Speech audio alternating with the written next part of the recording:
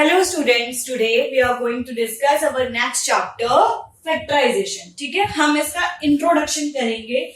आप लोगों ने अपने 6th क्लास में एक टर्म पढ़ी थी फैक्टर्स। ठीक है, इस चैप्टर के नेम में एक वर्ड आ रहा है, अगर आप ध्यान दो तो फैक्टर। ठीक है, आप लोगों ने अपने 6th क्लास में पढ़ रखा है फैक्टर्स के बारे में। पहले हम फैक्टर को डिस्कस करते हैं कि हमने क्या पढ़ा था, फैक्टर्स क्या होते हैं। ठीक है, सपोज मैंने कोई नेचुरल नंबर लिया, सपोज मेरा नेचुरल नंबर है 30, मुझे इसके फैक्टर्स निकालने हैं। फैक्टर्स हमें पता है, हम लोगों को निकालने आते हैं कि जो उस नंबर के मल्टीपल्स होते हैं वही उसके फैक्टर्स होते हैं। 30 के फैक्टर्स निकालो। पहला फैक्टर, एक फैक्टर तो हमेशा कॉमन है 1 और वो नंबर खुद, तो 1 into 30। दूसरा 2 into 15, 3 into 10, 5 into 6। ठीक है, ये फैक्टर्स तो होंगे ही। तो यहाँ पे 30 के फैक्टर्स कौन कौन से हो गए? 10, 1, 2, 3, 5, 6, 10, 15 and 30 आर फैक्टर्स। ठीक है, ये जितने भी हमारे मल्टीपल्स हैं वही इसके फैक्टर्स होते हैं। ठीक है, अब आती है नेक्स्ट हमारी टर्म जो है, जो हम लोगों ने अपने इसी क्लास में पढ़ा था, 7th क्लास में पढ़ रखा है टर्म। टर्म क्या होती है? ठीक है, अलजेब्रिक एक्सप्रेशन के टर्म्स में हम पढ़ेंगे कि फैक्टर्स क्या होते हैं। जो हमारा नेक्स्ट टॉपिक है, फैक्टर्स ऑफ algebraic expression। अब algebraic expression तो हम लोगों ने पढ़ा था कि algebraic expression कौन से होते हैं। ठीक है, अब हम इसके फैक्टर्स पढ़ते हैं algebraic expression के। algebraic expression के जो फैक्टर्स हैं वो टर्म के बेसिस पे आप फाइंड आउट कर सकते हो। सपोज मैंने कोई एग्जांपल लिया, ठीक है, सपोज मैंने ले लिया 5xy। ठीक है, इसके मुझे फैक्टर्स निकालने हैं। इसके जो फैक्टर्स होंगे वो इसके प्रोडक्ट के फॉर्म में होंगे। तो कौन कौन से फैक्टर्स होंगे 5xy के? क्या लिख सकते हो? 5 into x into y। और 1 तो एक ऐसा कॉमन फैक्टर है जो सारे नंबर हो, चाहे वो कुछ भी हो, आपका अलजेब्रिक एक्सप्रेशन के अंदर जैसे आप वेरिएबल्स भी यूज करते हो उसके फैक्टर में भी 1 आएगा, और अगर न्यूमेरिकल वैल्यूज है उसमें भी वो 1 आएगा ही आएगा। ठीक है, समझ आ गई यहाँ पे बात। अगर मैं एक और एग्जांपल लूं 3x और x + 2, आपको इसका फैक्टर निकालना। ठीक है, इसको आप कैसे लिख सकते हो? इसको हम ऐसे लिख सकते हैं 3 into x into x + 2। ठीक है, तो इसके फैक्टर्स कौन कौन से हो गए? इसके फैक्टर्स हो गए, factors are 3x and x + 2। एक साथ ही चलेगा क्योंकि ये एज सच प्लस का साइन आ रहा है यहाँ पे, इसलिए। ठीक है, अब यहां तक क्लियर हो गया कि फैक्टर्स ऑफ अलजेब्रिक एक्सप्रेशन आप कैसे निकालोगे। जो भी आपकी टर्म होगी ना उसी के अंदर उसके फैक्टर्स होते हैं। ठीक है, अब आता है हमारा नेक्स्ट, फैक्टराइजेशन। फैक्टराइजेशन होता क्या है? Factorization is nothing just if we write any number in the product of factors. ठीक है, अगर आप किसी भी नंबर को उसके प्रोडक्ट के फैक्टर्स के प्रोडक्ट में अगर आप उसको लिख सकते हो तो वही आपका कहलाता है फैक्टराइजेशन। देखते हैं कैसे।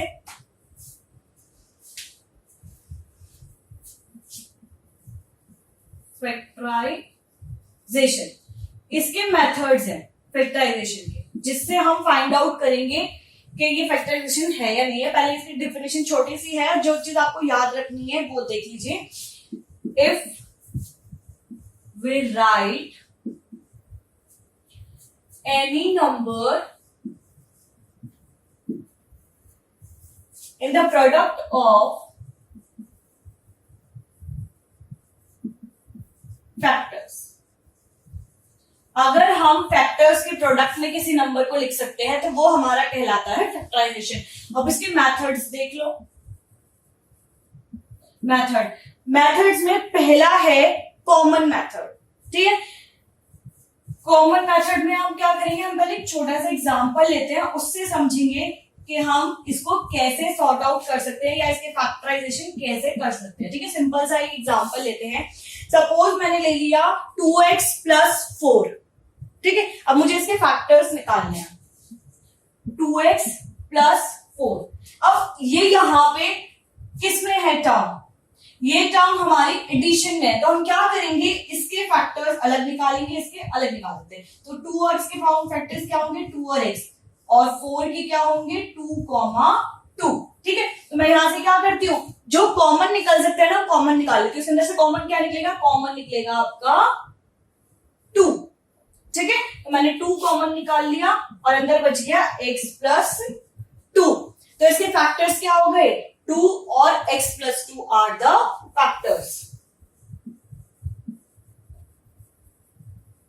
ठीक है, मैंने इस टर्म को जो है डेफिनेशन के according right any number in the product of factors की फॉर्म में लिख दिया, इसलिए ये इसका फैक्टराइजेशन हो गया। ठीक है, ये तो आता है हमारा कॉमन मेथड। जो हमारा दूसरा मेथड है वो है हमारा रीग्रुपिंग टर्म्स। ठीक है, हम ग्रुप्स को टर्म्स को जो है रीग्रुप करके फिर अपने फैक्टर्स फाइंड आउट करेंगे। चलिए देखते हैं किस तरीके से करेंगे, हम एग्जांपल से ही सारा समझेंगे। Regrouping terms. ठीक है, टर्म्स का पहले हम ग्रुप बनाएंगे, उसके अकॉर्डिंग फिर से फैक्टर्स निकालेंगे। अब बनाएंगे कैसे ये चीज देख लो। देखो सपोज मेरे पास एग्जांपल है 2xy plus 3y plus 2x plus 3। ठीक है, ये मेरे पास कोई एग्जांपल है। अब मुझे इसको फाइंड आउट करने हैं इसके फैक्टर्स। अब एक बात देखो, अभी जो हमने पहले किया था वो हमारा कॉमन मेथड था, उसके अंदर हमने कॉमन निकाल दिया। अब यहां पर अगर मैं पूरे में देखूं तो मुझे कुछ भी कॉमन नहीं मिलेगा।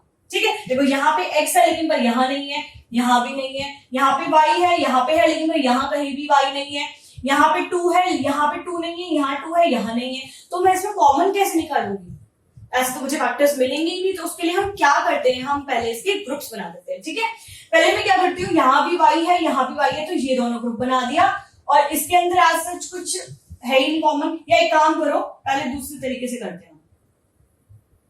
ठीक है, सपोज मैंने इसको लिख दिया 2xy plus 2x plus 3y plus 3, ऐसे भी लिख सकती हूँ। ठीक है, मैंने इस तरीके से इस क्वेश्चन को आपका लिख दिया। अब आप क्या करो, ग्रुप बनाओ जिसमें आप कॉमन निकाल सकते हो। हम इन दोनों में कॉमन निकाल सकते हो और इन दोनों के अंदर भी कॉमन निकाल सकते हैं। ठीक है, अब हम कॉमन निकालेंगे। इन दोनों में से क्या कॉमन आएगा, 2x, अंदर बचेगा y प्लस 1। इसके अंदर क्या कॉमन आएगा, इसके अंदर 3 कॉमन आएगा, अंदर बचेगा y प्लस 1।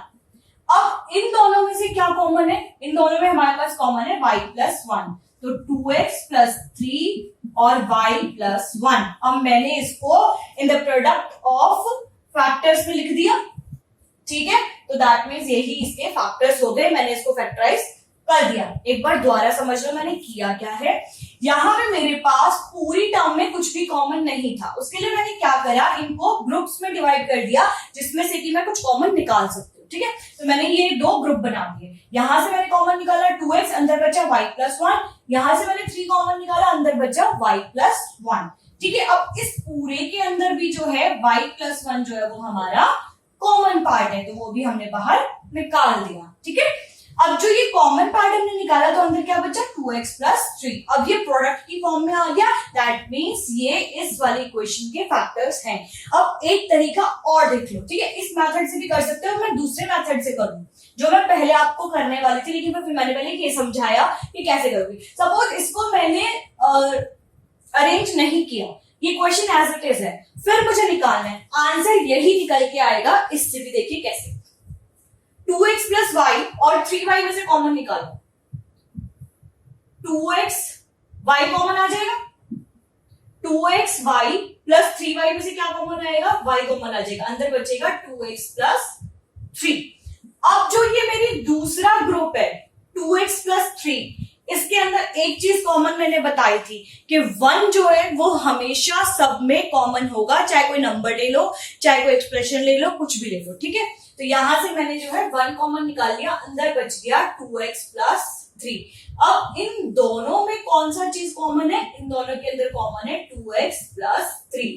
अंदर क्या बच गया? y plus 1। अब अपना आंसर चेक कर लो, किसी भी मेथड से कर लो, आंसर यही आने वाला है, ठीक है। तो जिससे भी आपको सही लगे आप किसी से भी सॉल्व कर सकते हो, ठीक है। तो these are the factors of this term. ये तो हमारा था टॉपिक। अब अपना नेक्स्ट टॉपिक देखते हैं हम। हमारा नेक्स्ट टॉपिक है यूजिंग आइडेंटिटीज, ठीक है। हम अब आइडेंटिटीज को यूज करके फैक्टर्स फाइंड आउट करेंगे। चलिए देखते हैं किस तरीके से करेंगे हम। Using identities. आइडेंटिटीज हम लोगों ने पढ़ रखी है। कौन कौन सी आइडेंटिटीज थी, एक बार मुझे रिकॉल कराओगे? आइडेंटिटीज थी हमारी a प्लस बी का whole square is equal to a square plus b square plus twice of ab,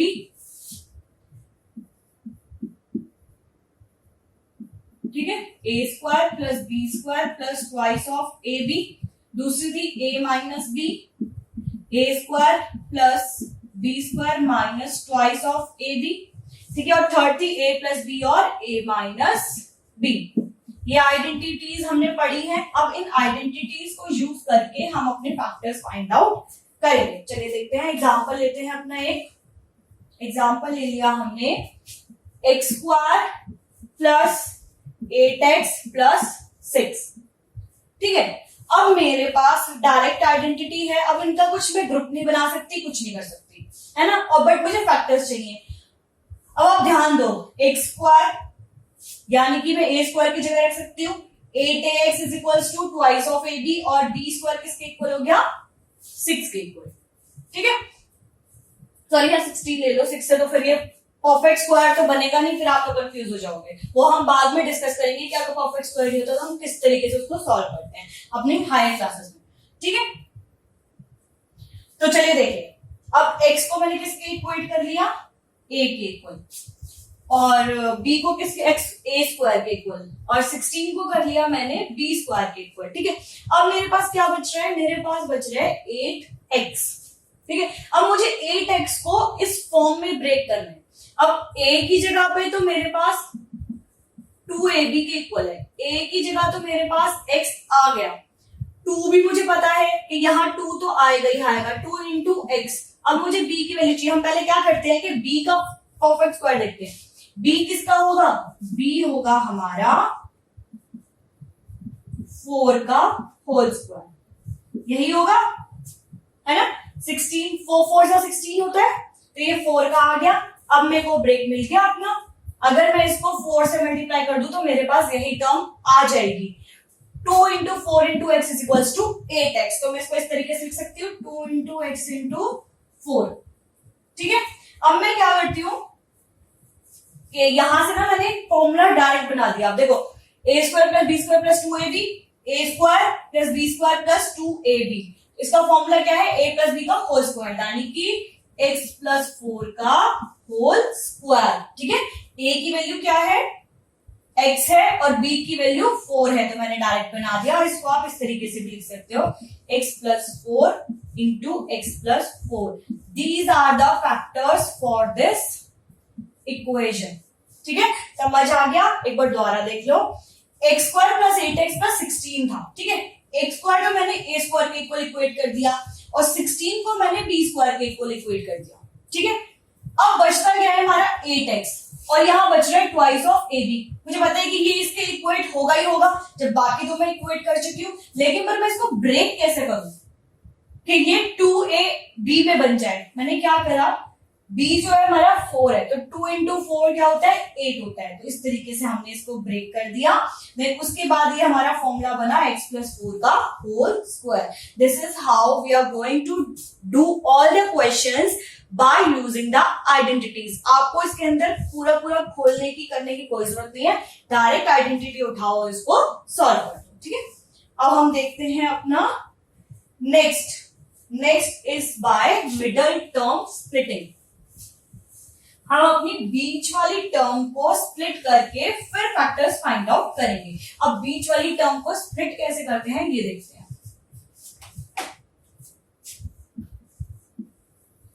middle term splitting. चलिए एग्जाम्पल से समझेंगे इसको भी। एग्जाम्पल है x square plus 5x plus 6। ठीक है, हमें करना क्या है, हमें इस बीच वाली टर्म को स्प्लिट करना है। ठीक है, अब इसको किस तरीके से स्प्लिट करें, हम इसको इस तरीके से स्प्लिट करेंगे कि हमारे पास इन दोनों का प्रोडक्ट और इसका एडिशन यही आना चाहिए। ठीक है, अब देखो प्रोडक्ट जो है वो हमारे पास 6 होना चाहिए, एडिशन या सब्ट्रैक्शन जो भी करो वो 5 के इक्वल आना चाहिए। कुछ ऐसे नंबर्स हम लेंगे। अब इन दोनों का प्रोडक्ट देखो, यहां पे इसका कोफिशिएंट क्या होगा, कुछ भी नहीं है तो 1 होगा। 1 इंटू 6 करो, किसके इक्वल आएगा, 6 के इक्वल। अब 6 के पहले मल्टीपल्स निकालो। 6 के मल्टीपल कौन से होंगे, एक तो 1,6 खुद होगा, दूसरा 2,3। ठीक है, यही होगा।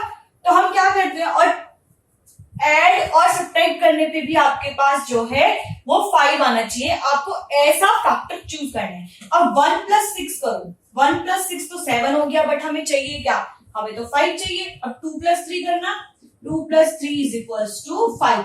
दैट मीन्स कि हम कौन सा वाला फैक्टर यूज करने वाले हैं, 2 प्लस 3 का। 5 को मैं क्या लिख सकती हूँ, 5 को मैं 2 प्लस 3 भी लिख सकती हूँ। तो यहां लिख दो x square plus 2x plus 3x plus 6। समझ आ गई। अब क्या हो गया, अब तो हम इसके अंदर ग्रुपिंग मेथड लगाएंगे और उसके बाद कॉमन निकाल के फैक्टर्स बना देंगे। ये दोनों का ग्रुप बना लो, इन दोनों का ग्रुप बना लो। यहां से कॉमन आया x, अंदर बच गया x प्लस 2। यहां से कॉमन आ गया 3, अंदर बच गया x प्लस 2, या आ गया x प्लस 3 और x प्लस 2। ये आ गए इसके फैक्टर्स। दोबारा समझ लो, मिडल टर्म में करना क्या है। मिडल टर्म स्प्लिटिंग में नाम से क्लियर है कि आपको मिड वाली टर्म को स्प्लिट करना है। ठीक है, मिड वाली टर्म को स्प्लिट कैसे करना है, स्प्लिट इस तरीके से करना है कि a और c, इसको आप a के इक्वल ले लो, इसको b के इक्वल और इसको c के इक्वल। a और c का जो प्रोडक्ट है वो आपके पास ये आना चाहिए, इन दोनों का प्रोडक्ट और इसका जो एडिशन और मल्टीप्लीकेशन है वो वही बीच वाली टर्म आनी चाहिए। ठीक है, अब मैंने इन दोनों का प्रोडक्ट किया a और c का, वो मेरे पास 6 है, और एडिशन किया, सब्ट्रैक्शन तो इसके अंदर होगा नहीं, एडिशन किया तो वो मेरे पास 5 होना चाहिए। ठीक है, अब इन दोनों का प्रोडक्ट मेरे पास 6 आया। मैं क्या करूंगी पहले, अब मुझे तो नहीं पता कि कौन सा नंबर ऐसा आएगा कि जिनको मैं ऐड करूं तो वो मेरे पास 5 आ जाए या सब्ट्रैक्ट करूं तो 5 आ जाए। मैं उसके लिए क्या करती हूँ, सबसे बेस्ट है कंफ्यूज मत होना, उसके फैक्टर्स निकाल। ठीक है, अब इसके दो फैक्टर्स होंगे, एक तो होगा 1,6 और दूसरा होगा 2,3। 1,6 को ऐड करके देखो तो वो 7 आ रहा है, वो हमें चाहिए ही नहीं क्योंकि हमें तो 5 चाहिए। मैंने क्या करा, 2,3 को देखा तो 2,3 को ऐड करने पे मेरे पास 5 आ रहा है, तो मैंने 5 को 2x और 3x में स्प्लिट कर दिया। ठीक है, देन उसके बाद ग्रुपिंग मेथड लगा के मैंने कॉमन निकाल दिया और हमें ये अपने दो फैक्टर्स पता चल गए। ठीक है, अब देखते हैं हम अपना next topic. Now our next topic is division of algebraic expression। एक चीज हमेशा ध्यान रखना फैक्टर्स में कि जितनी हाईएस्ट डिग्री होगी, ठीक है, उतने ही हमारे फैक्टर्स होने चाहिए। सपोज आपका पहला है एक्स स्क्वायर, ठीक है, किसी टर्म में, जैसे इस टर्म में एक्स स्क्वायर आ रहा है, डिग्री कितनी है, हाईएस्ट 2, तो फैक्टर्स भी हमें कितने मिले, 2। अगर खाली एक्स होता तो हमें फैक्टर भी सिर्फ एक ही फाइंड आउट होता। ठीक है, फैक्टर्स भी हम एक ही निकालते। इस तरीके से क्वेश्चन होता कि आपको वो एक फैक्टर मिल जाता। और अगर यहाँ पे डिग्री होती x की पावर 3 तो हम 3 फैक्टर्स निकालते। आपको सिर्फ अभी 2 डिग्री तक ही पढ़ना है। ठीक है, 3 वाला हम अपने हायर स्टडीज में, हायर क्लासेस में स्टडी करेंगे। ठीक है, now our next topic is division of algebraic expression. अब अलजेब्रिक एक्सप्रेशन को आप डिवाइड कैसे करोगे, ठीक है, मल्टीप्लाई तो कर लिया, डिवीजन कैसे करोगे इसका। Division of algebraic expression. चलिए देखते हैं हम किस तरीके से इसको डिवाइड करेंगे। हम इसको टर्म बाय टर्म करते हैं, ठीक है। पहले हम मोनोमियल को मोनोमियल से करते हैं। मोनोमियल, बायनोमियल, पाइनोमियल, ये सारे मैंने, पॉलिनोमियल, ये सब मैंने आपको पढ़ाए थे आपके लास्ट चैप्टर में। मोनोमियल बाय मोनोमियल, ठीक है। किसी भी एक मोनोमियल को हमें मोनोमियल से डिवाइड करना है। सपोज एग्जांपल दिया मैंने 6x³ divided by 2x। 6x जो है वो 2x से डिवाइड होगा। देखिए कैसे होगा, 6x³ बाय 2x, ये लिख सकते हो आप, ठीक है। अब नंबर को नंबर से डिवाइड करना अगर होता 6/2 तो मैं आराम से लिख देती 3, ठीक है, मुझे पता है। लेकिन पर मुझे x³ बाय x करना है। अब मैं इसको कैसे करूंगी, इसके लिए सबसे अच्छा है, x की पावर कितनी है 3, तो मैं x को 3 बार मल्टीप्लीकेशन में लिख दूंगी। इसका मतलब यही होता है, मैंने क्यूब रूट, स्क्वायर रूट सारा पढ़ाया है आपको, ठीक है। उसी कंसेप्ट को हमने यहाँ पे उठाया है। डिवाइड में क्या है, 2 इंटू एक्स, तो एक x से एक x कैंसिल हो गया, 2 से ही कैंसिल हो गया, ये आ गया 3। तो हमारा इसका आंसर क्या आया, 3x इंटू एक्स। x कितनी बार मल्टीप्लाई हो रहा है, 2 बार, तो यहां हमने लिख दिया 3x square. This is how we divide a monomial by monomial, ठीक है। सिंगल टर्म वाले जो होते हैं वो होते हैं हमारे मोनोमियल। अब आते हैं हमारा next polynomial bye monomial. Polynomial आपको पता है क्या होता है, पॉलिनोमियल एक या एक से ज्यादा जिसमें एक्सप्रेशंस यूज होते हैं या टर्म्स यूज होती है उसको हम बोलते हैं पॉलिनोमियल। पॉलिनोमियल बाय मोनोमियल, ठीक है। ये हमें डिवाइड करना है, देखिए कैसे करेंगे। एग्जांपल लेते हैं। क्वेश्चन है हमारे पास 4y³ plus 5y square plus 6y divided by 2y, ठीक है। ये डिवाइड करना है मुझे। अब इसको कैसे करेंगे, देखो पहले तो फॉर्म में लिख लो।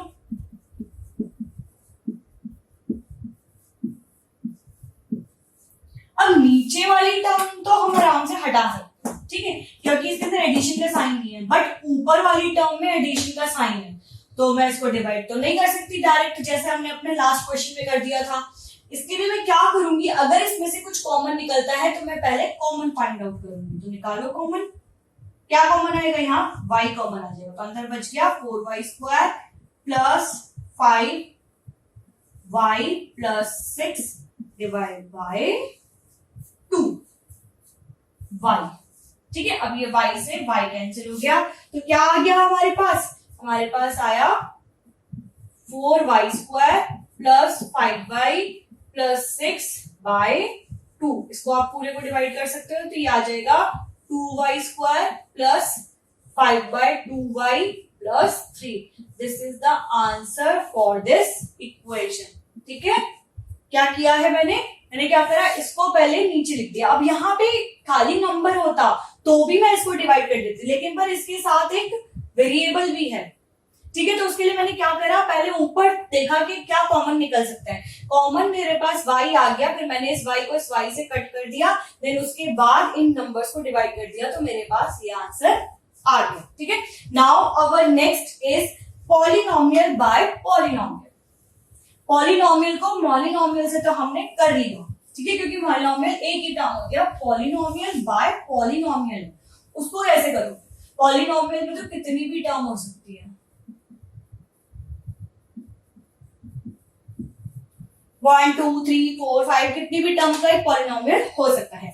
एग्जांपल देखो, 7x square plus 14x is divided by x plus 2। आपको इस वाली टर्म को इससे डिवाइड करना है। देखिए अब इसको कैसे करेंगे, पहले तो सिंपल लिख लो जो डिवीजन वाली फॉर्म होती है हमारी। अब जो x+2 है, इससे पहले वाले क्वेश्चन में तो मैंने सिर्फ नीचे वाली टर्म मल्टीप्लीकेशन में थी तो ऊपर से कॉमन निकाल के कैंसिल आउट कर दिया, लेकिन पर अब यहां तो प्लस का साइन भी है तो इसको तो मैं डिवाइड कर ही नहीं सकती, तो इसको कैसे करेंगे हम ऊपर देखते हैं कि हम क्या क्या कॉमन निकाल सकते हैं। ठीक है, तो देखिए क्या कॉमन आ सकता है ऊपर एक तो 7 कॉमन आ जाएगा, दूसरा x आ जाएगा, तो अंदर क्या बचेगा, यहाँ पर सिर्फ बचेगा x और यहाँ बचेगा 2। डिवाइड में क्या है हमारे पास x+2, तो ये पूरी टर्म कैंसिल होगी, हमारे पास आंसर आ गया 7x। द्वारा देख लो मैंने किया क्या है, मेरे को 7x² + 14x डिवाइड करना था x+2 से। पॉलिनोमियल है एक, दो टर्म्स आ रही है।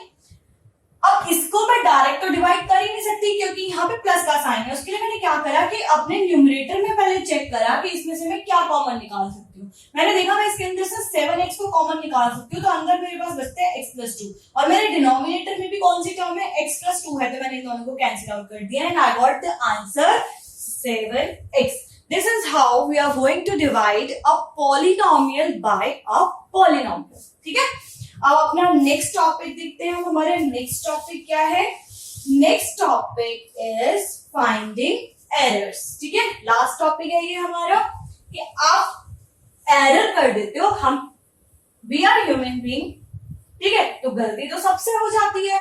हम लोग क्वेश्चन पढ़ने में और कई बार जो बहुत ही ज्यादा इंटेलिजेंट स्टूडेंट्स होते हैं ना, वो क्वेश्चन को लिखने में ही गलती कर देते हैं। ठीक है, तो गलतियां होती क्या क्या है वो देखते हैं। फाइंडिंग कॉमन एरर, जो कॉमन मिस्टेक है बच्चे जनरली करते हैं, मैंने वो एग्जांपल्स उठाए हैं ताकि आप लोग वो गलतियां अपने क्वेश्चन पेपर्स में ना करो। ठीक है, बहुत ही इजी चैप्टर है, you can score full out of full in this chapter. ठीक है, चलिए देखते हैं। पहला है हमारा 3x - 4। ठीक है, अब कुछ बच्चे क्या करेंगे, 3x - 4 लिख देंगे। ठीक है, क्या करा इसके अंदर हमने, एरर को बता सकते हैं। देखो क्या करा हमने, इसके अंदर 3 को तो x से मल्टीप्लाई कर दिया, लेकिन पर 3 को 4 से मल्टीप्लाई करना हम भूल गए। ठीक है, तो ये हमारा गलत हो जाएगा। अकॉर्डिंग टू द क्वेश्चन हम किस तरीके से सॉल्व करते हैं, 3 × x, 3 को हम पहले x से भी मल्टीप्लाई करेंगे और फिर 3 को हम 4 से भी मल्टीप्लाई करेंगे and then we got the answer 3x - 12, जो कि हमारा सही है। ठीक है, ये हमारा करेक्ट नहीं था क्योंकि इसके अंदर हमने इसको 4 से तो मल्टीप्लाई नहीं करा, ब्रैकेट है तो ब्रैकेट में पूरी टर्म से मल्टीप्लाई होता है। ठीक है, क्लियर हो गया यहाँ पे। अब दूसरा देखते हैं, दूसरा है हमारा 2x²। ठीक है, बच्चे क्या लिख देंगे इसको उठा के, 2x²।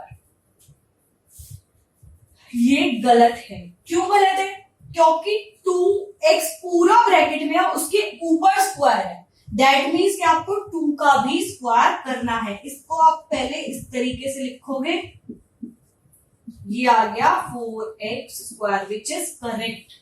ठीक है, एरर समझा, क्या एरर किया था आपने एरर किया था कि 2 का स्क्वायर नहीं करा, सीधा x का स्क्वायर करके लिख दिया। ठीक है, ये गलतियां बहुत जनरली बच्चे करते हैं। ठीक है, बट हमें ये नहीं करना, पूरे ब्रैकेट के ऊपर स्क्वायर है तो इसको हम लिखेंगे 2 का स्क्वायर और x का स्क्वायर। 2 का स्क्वायर 4 होता है और x का स्क्वायर है। अगर आपको क्वेश्चन दिया होता 2x², तो आप इसको 2x² लिख सकते थे। सिर्फ अगर x के ऊपर ब्रैकेट होता तो ही आप इसको x² लिख सकते थे, लेकिन फिर यहाँ पे ब्रैकेट 2 के ऊपर भी है। ठीक है, चलिए अब अपना नेक्स्ट एरर देखते हैं हम। हमारा नेक्स्ट एरर है